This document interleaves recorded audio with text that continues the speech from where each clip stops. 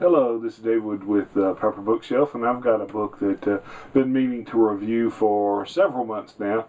Got it back around October or so. Looked at it, didn't think much about it at the time, but then opened it up, started reading it, and was like, man, this is awesome. And there was a whole lot of things in there, and I was so surprised. There was such you look at it, it's pretty cool, but then you go back and you think about it in depth, and the more you look at it, the more I kept gleaning from it, and the better that I wanted to understand everything the author was talking about. And so here it is, January. I've had this book several months, and just now got around to the point where I think I can do a good review on it. And the book is The Home Schooled Shootist, Training to Fight with a Carbine by Joe Nobody. Okay, and when I saw this on the publisher's website, I looked at it, I was like, oh, that's one of those little, mall ninja type, whatever, let's just try to be cool and put a book out there. And I expressed some interest. They sent it to me to review it, and I opened it up, and I was just kind of blown away. Whole lots and lots and lots and lots of training drills, right? And it tells you sort of why the drills are for. This drill is a combination of time and accuracy. This is what we're trying to teach you. But there are a lot of good do-it-yourself stuff in here. A lot of very interesting concepts in training cheaply. He was using frisbees to work at moving targets. Frisbees are, very, very cheap. You can shoot them a whole lot of times before, they're not a frisbee anymore. One of the training parts of this book is he creates a zipline, which is basically just a suspended cable, starts up high, goes low, puts a pulley on it. The pulley slides down the line.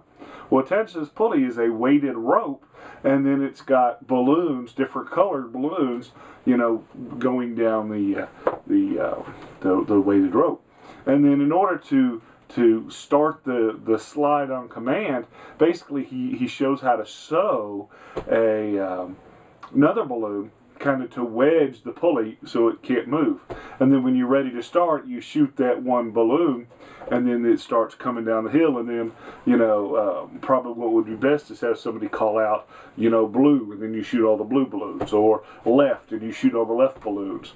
And you could even have someone else shoot the balloon and have everything start moving, without your command.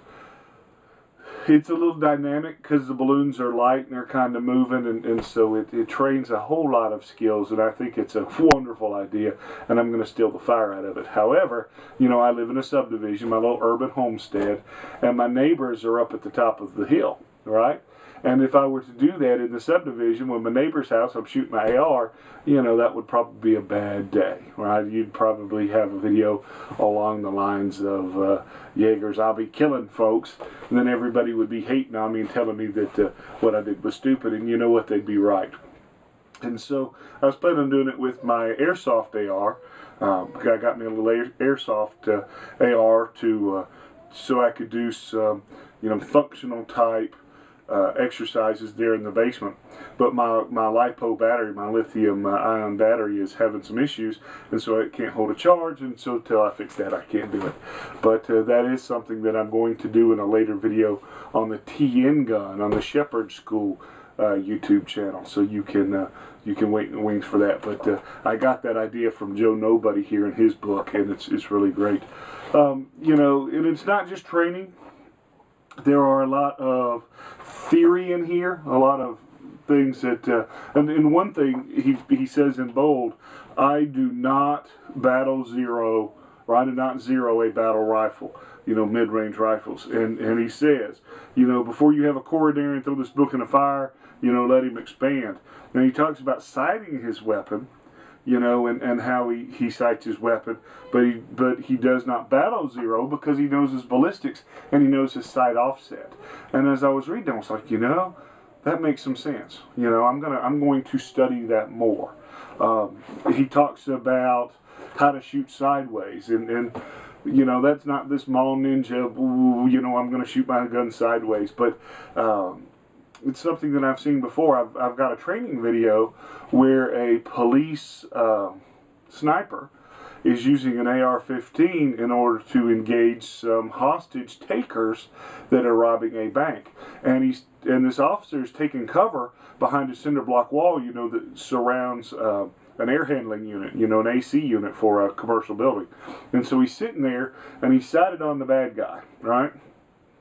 And they're like, okay, you know, when we say go, you know, eliminate the target, go. So he's pow, and he shoots. And then you see him kind of look, he's like, what the heck happened? Because, you know, here he is at you know, 30 yards away, you know, had a good sight picture, sight alignment, pulled the trigger, he's trained officer, and he didn't hit the guy. And so he shoots again, pow. It's like, what the heck's going on? And then he realizes, about the time that the viewer realizes, because it's like dashboard footage, that because of sight offset, because his AR barrel's here, but his sights are up here, there's a couple inches difference. And his sights cleared the cinder block wall, right? So he's looking over the cinder block wall, but his barrel did not. So he's shooting the wall, you know, not a foot in front of his barrel. And he's so, you know, intent on his target that he doesn't see that. And so, say you're in the back of a truck, or you're in a fighting hole, or you're shooting, you know, in your window in your house because whatever, right? And you're shooting an AR-type rifle. You know, that might be a problem. So instead of shooting where your barrel's here and your sights are here, if you shoot sideways, right, then the window sill's here, your barrel's here, your sights are here, and if your sights are cleared, your barrel's cleared, right? And that would take some practice, and no, I haven't went out and actually tried that. It's kind of theoretical, but it makes some good sense, right? And that's not the same as, you know, I'm a thug and I'm going to shoot this way, you know, right? I could talk all day about this book, but it's a real good book, and I highly recommend it. Lots to get out of it, and it's totally worth the money spent, okay? So until next time, you can always catch us online, www.purplebookshelf.com.